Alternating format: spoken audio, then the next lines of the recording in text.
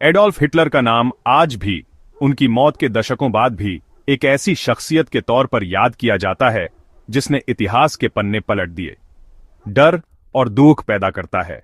उनकी क्रूरता और विनाशकारी नीतियों ने अनगिनत जिंदगियों को तबाह कर दिया और एक ऐसा निशान छोड़ दिया जो कभी नहीं मिट सकता। 1889 में ऑस्ट्रिया के ब्रॉनो एम इन में जन्मे हिटलर की शुरुआती जिंदगी साधारण थी, जिसमें असाधारण बनने की कोई झलक नहीं थी। उनके सख्त पिता के साथ झगड़ों और उनकी प्यारी मां के खोने से भरी थी। पारिवारिक माहौल में तनाव और फीलिंगात्मक उथल पुथल ने उनके शुरुआती वर्षों को आकार दिया। उन्होंने एक कलाकार बनने का सपना देखा था। कला और सौंदर्य के प्रति एक जुनून था जो उनके भीतर गहराई तक समाया हुआ था। लेकिन उनकी एम्बिशनें उनके पिता की होपों से टकराईं, जिससे उनके बीच गहरे मतभेद पैदा हो गए, जिससे उनमें गुस्सा और विद्रोह की भावना बढ़ी। ये गुस्सा उनके व्यक्तित्व का एक अभिन्न अंग बन गया, जो बाद में उनके कार्यों को निर्देशित करेगा।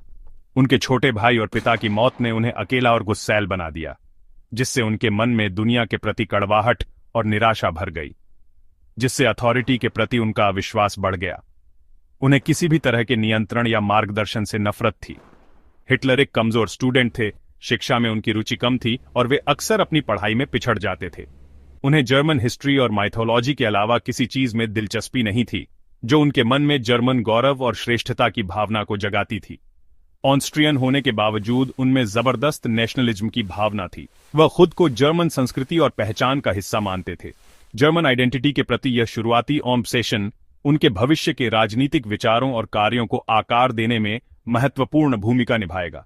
पर्सनल शिकायतों के साथ मिलकर उनके रेडिकलाइजेशन के लिए स्टेज तैयार कर गया। यह एक खतरनाक मिश्रण था जो विनाशकारी परिणामों की ओर ले जा सकता था।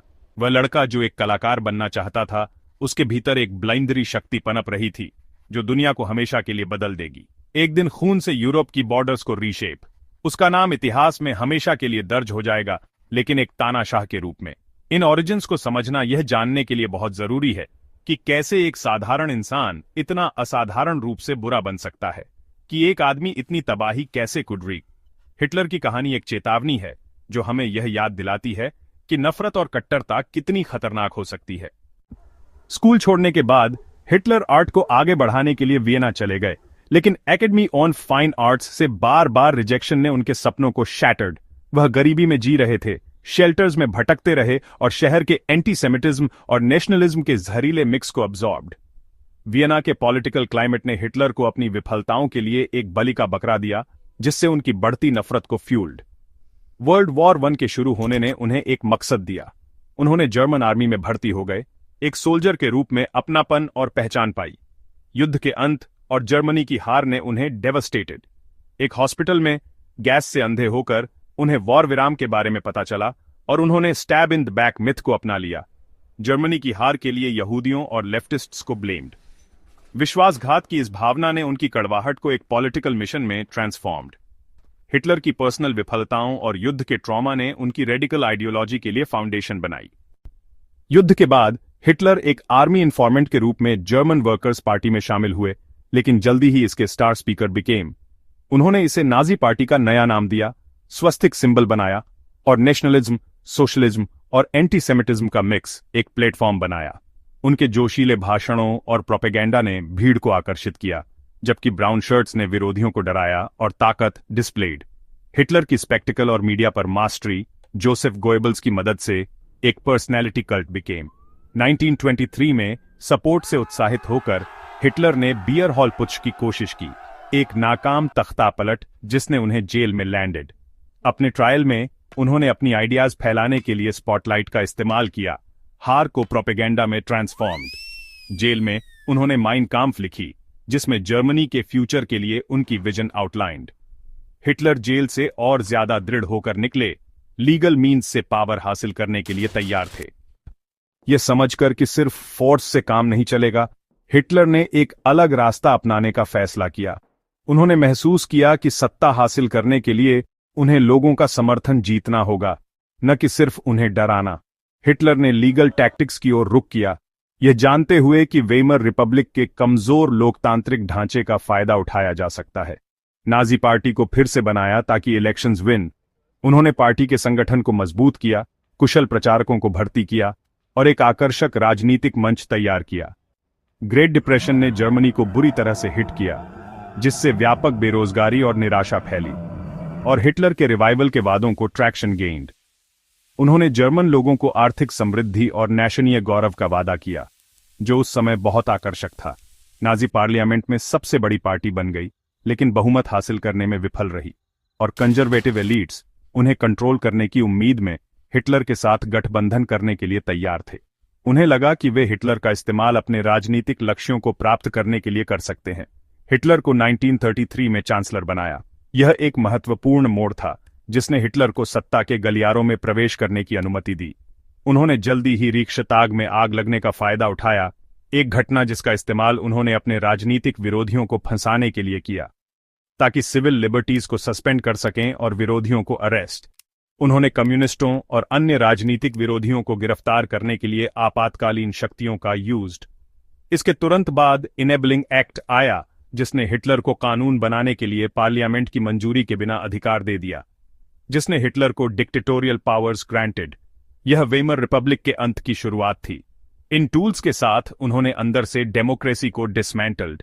नाजियों ने यहूदियों और कम्युनिस्टों को स्कारसा बनाया, उन्हें समाज के हाशिए पर धकेल दिया और उनके खिलाफ हिंसा भड़काई। उन्हें जर्मनी की परेशानियों के लिए दोषी ठहराया और पावर को कंसोलिडेट किया। हिटलर का उदय कोई अचानक का तख्ता पलट नहीं था, बल्कि एक सुनियोजित और क्रमिक प्रक्रिया थी। बल्कि सिस्टम की अपनी वीकियों का इस्तेमाल करके हिटलर ने धीरे धीरे सत्ता पर अपनी पकड़ मजबूत की। एक कैलकुलेटेड टेकओवर था। कुछ महीनों के भीतर उनके पास पूरी कंट्रोल थी। उन्होंने सभी राजनीतिक दलों को गैरकानूनी घोषित कर दिया, ट्रेड यूनियनों को भंग कर दिया और एक दलीय राज्य स्थापित किया। एक टोटलिटेरियन रेजीम के लिए स्टेज तैयार था। जर्मनी अब एक तानाशाही में बदल चुका था, जहां हिटलर का शब्द ही कानून था। पावर सिक्योर होने के बाद हिटलर ने एक्सपेंशन की ओर टर्न टू। उसका लक्ष्य सिर्फ जर्मनी की सीमाओं को बढ़ाना नहीं था, पूर्वी यूरोप में जर्मनों के लिए लिविंग स्पेस की तलाश की। यह लेबेंसराम की अवधारणा थी, जिसके तहत स्लाविक लोगों को हटाकर जर्मन लोगों को बसाना था। हिटलर का मानना था कि जर्मन नस्ल को फलने फूलने के लिए अधिक भूमि की आवश्यकता है। उन्होंने मिलिट्री को फिर से बनाया, वर्साय की संधि का खुले तौर पर उल्लंघन करते हुए। जर्मनी पर लगाए गए सैन्य प्रतिबंधों को धता बताते हुए हिटलर ने एक शक्तिशाली सेना का निर्माण किया, जबकि ब्रिटेन और फ्रांस ने इंटरवीन करने में हिचकिचाहट डिस्प्लेड। वे एक और विनाशकारी युद्ध से बचने की उम्मीद कर रहे थे और उन्होंने तुष्टीकरण की नीति का पालन किया। हिटलर के बोल्ड मूव्स, राइनलैंड का रीमिलिटराइजेशन, वर्साय की संधि का एक और उल्लंघन था, लेकिन इसका कोई गंभीर परिणाम नहीं हुआ। ऑस्ट्रिया का एनेक्सेशन, जिसे एंशलस के नाम से जाना जाता है, ने जर्मनी को और अधिक शक्तिशाली बना दिया, और सुडेटनलैंड की डिमांड को बहुत कम रेजिस्टेंस मेट। सुडेटनलैंड चेकोस्लोवाकिया का एक क्षेत्र था जहां जर्मन अल्पसंख्यक रहते थे। म्यूनिक एग्रीमेंट ने उन्हें सुडेटनलैंड सौंप दिया, इस उम्मीद में कि हिटलर की भूख शांत हो जाएगी। लेकिन जब उन्होंने चेकोस्लोवाकिया के बाकी हिस्से पर कब्जा कर लिया, तो अपील फेल्ड। ये स्पष्ट हो गया कि हिटलर को रोका नहीं जा सकता। 1939 में हिटलर ने सोवियत यूनियन के साथ एक पैक्ट साइन किया, जिसने दुनिया को चौंका दिया। गुपचुप तरीके से पोलैंड को डिवाइड करने की प्लानिंग की। इस समझौते ने जर्मनी को बिना किसी हस्तक्षेप के डर के पोलैंड पर आक्रमण करने की अनुमति दी। 1 सितंबर 1939 को जर्मनी ने पोलैंड पर हमला किया और ब्लिट्जक्रेग रणनीति का यूज्ड। ब्रिटेन और फ्रांस ने युद्ध का ऐलान किया और वर्ल्ड वॉर 2 बिगैन। दुनिया एक और भयानक संघर्ष में डूब गई। हिटलर के कैलकुलेटेड गैम्बल्स तब तक काम करते रहे जब तक दुनिया उनके अग्रेशन को कुड नो लॉन्गर इग्नोर। तुष्टीकरण की नीति एक विनाशकारी विफलता साबित हुई। युद्ध का रास्ता अपील, प्रोपेगेंडा और लगातार महत्वाकांक्षा से बना था। हिटलर ने जर्मन लोगों को एक बेहतर भविष्य का वादा किया, लेकिन यह एक झूठा वादा था। दुनिया को जल्द ही एक भयानक कीमत पे लाखों लोग मारे जाएंगे और यूरोप खंडहर में तब्दील हो जाएगा। एक नए ऑनर्डर के लिए हिटलर का विजन लाखों लोगों को अफरा तफरी में प्लंज। ये एक ऐसा ऑनर्डर होगा जो नस्लीय घृणा और क्रूरता पर आधारित होगा। नाजी आइडियोलॉजी का मुख्य केंद्र फैनेटिकल एंटीसेमिटिज्म था। नाजियों ने यहूदियों के अधिकार छीन लिए। नुरेमबर्ग लॉज से शुरू होकर और क्रिस्टालनाख्ट के साथ हिंसा एस्केलेटेड। यहूदियों और दूसरे अंडरजायरेबल्स को कंसंट्रेशन कैंप्स में भेजा गया, जहां उन्हें बर्बरता और मौत का फेस। युद्ध के फैलने के साथ लाखों और लोग नाजी कंट्रोल में आ गए। उन्हें गेट्टो में धकेल दिया गया और बाद में एक्सटर्मिनेशन के लिए टारगेटेड फॉर। वांसी कॉन्फ्रेंस ने फाइनल सॉल्यूशन को फॉर्मलाइज किया। यूरोप के यहूदियों का सिस्टमैटिक मर्डर। ऑशविट्ज जैसे डेथ कैंप्स जेनोसाइड की फैक्ट्री बन गए, जहां लाखों लोगों को गैस चैम्बर्स में मर्डर्ड। होलोकॉस्ट में 60 लाख यहूदी जानें चली गईं, साथ ही लाखों और लोग भी। यह इंडस्ट्रियलाइज्ड मर्डर इतिहास के सबसे काले चैप्टर्स में से एक रिमेन्स। दुनिया कभी would never be the same. Holocaust बेरोकटॉक नफरत के परिणामों की एक चेतावनी के रूप में स्टैंड्स।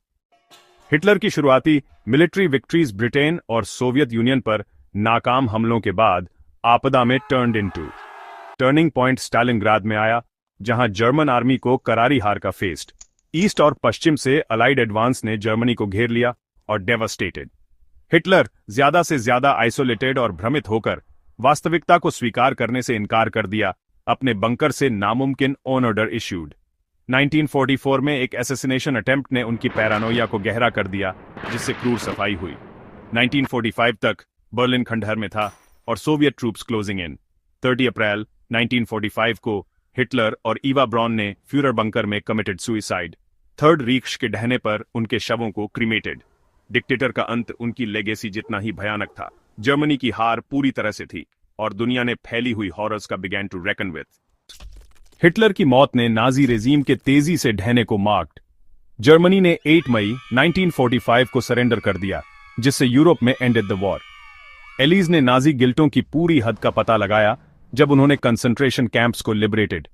जर्मनी खंडहर में पड़ा था, विजेताओं के बीच बंटा हुआ था और डीनाजिफिकेशन की एक लंबी प्रक्रिया का फेस्ट। न्यूरेमबर्ग ट्रायल्स ने टॉप नाजियों को जवाबदेह ठहराया, जिससे इंटरनेशनल जस्टिस के लिए एक मिसाल सेट। जर्मनी का विभाजन कोल्ड वॉर का सिंबल बिकेम। युद्ध के बाद की जनरेशंस ने अपराध और अतीत का सामना करने की जरूरत की लेगेसी के साथ ग्रैपल्ड विथ। जर्मनी ने खुद को एक डेमोक्रेसी के रूप में फिर से बनाया, लेकिन नाजी युग की यादें परसिस्टेड। डिक्टेटरशिप और जेनोसाइड के निशान फ्यूचर जनरेशंस के लिए एक चेतावनी रिमेन। हिटलर का उदय और पतन डेमोक्रेसी की वीकी और एक्सट्रीमिज्म के खतरों का एक कठोर सबक है। उनका उदय इकोनॉमिक क्राइसिस, पॉलिटिकल उदासीनता और सच्चाई के हेरफेर से मेड पॉसिबल बाय नाजियों की प्रोपेगेंडा पर मास्टरी और एक कॉमन दुश्मन का निर्माण ने नफरत के पीछे एक राष्ट्र को यूनाइटेड। होलोकॉस्ट शब्दों और कानूनों से शुरू हुआ, न कि गैस चैम्बर से, हमें याद दिलाता है कि पूर्वाग्रह कितनी आसानी से कैन एस्केलेट। इस इतिहास को याद रखना इसे दोहराने से रोकने के लिए एसेंशियल। हमें फ्यूचर जनरेशंस को चेतावनी के संकेतों को आइडेंटिटी ने और ह्यूमन राइट्स की रक्षा करने के लिए मस्ट टीच। हिटलर की कहानी सतर्कता, करुणा और डेमोक्रेसी की रक्षा के लिए एक पुकार है।